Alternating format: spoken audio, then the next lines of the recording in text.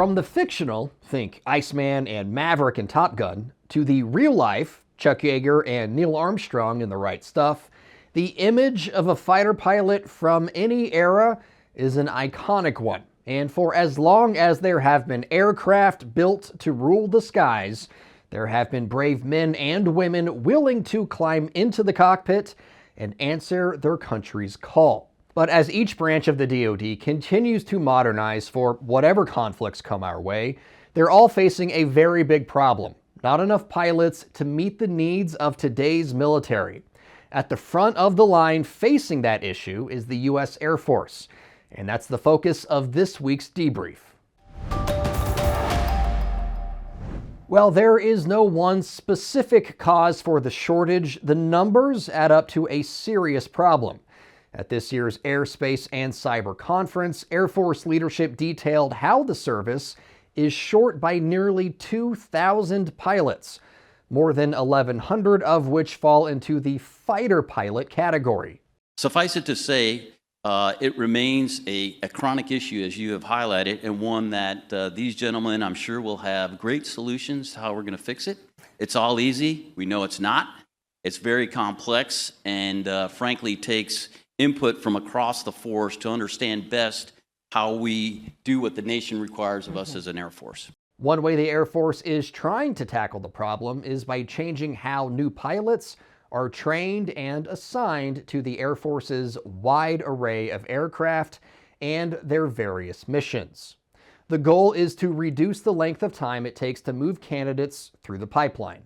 Today, the average pilot officer is going to go to pilot training from a commission to pilot, or being mission qualification in their platform, 528 days, give or take. If you're going to mobility, it's about 430 days. And that's way too long. We need to get airmen on their mission, in their platform, in their combat squadron. Lieutenant General Ryan Robertson, commander of the Air Education and Training Command, also pointed to a program that allows candidates who already have a pilot's license and are looking to fly refuelers or cargo aircraft the chance to start in the T-1 Jayhawk, a medium-range twin-engine jet, rather than the traditional route of starting in the T-6.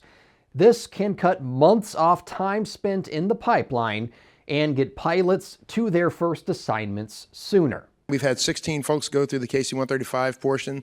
All have passed their check rides Q1. There's a couple not on the first time through, but that's normal.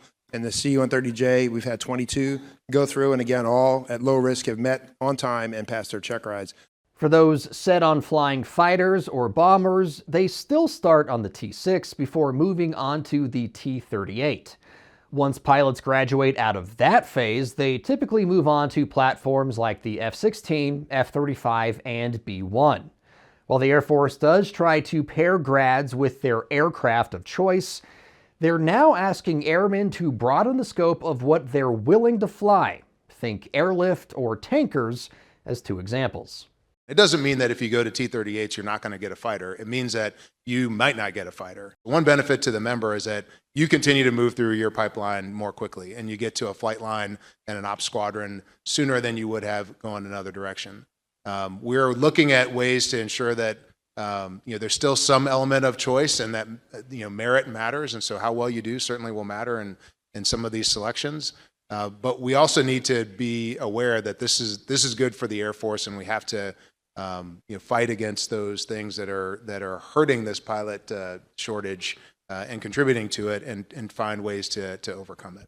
Another avenue the Air Force is pursuing is making a concerted effort to keep pilots looking to leave active duty aware of the opportunities available in the Guard and Reserve components.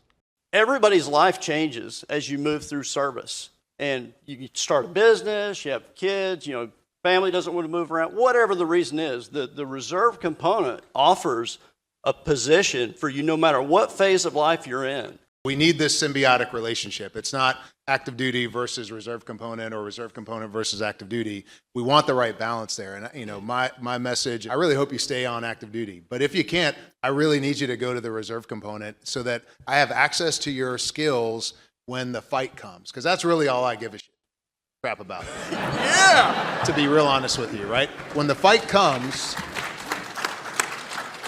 will we be ready, and will I have the forces to go implement our nation's interests with kinetic air power? At this point, you might think, what if we just had fewer manned aircraft and relied more on unmanned platforms? To that point, retired Air Force General Jeffrey Harrigan offers this counter. As we talk as, great power competition, I'd argue numbers are important, and I don't think you guys would argue with me. And so how we do that going forward, and we can talk about mixes of manned and unmanned, but people matter. Warfighting is about humans, and humans are required to fly airplanes. And so we got to think our way through that.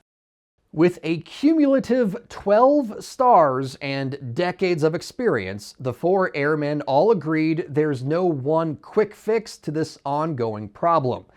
They insist it will take a holistic approach to reach recruiting, training, and retention goals the Air Force has been chasing for years.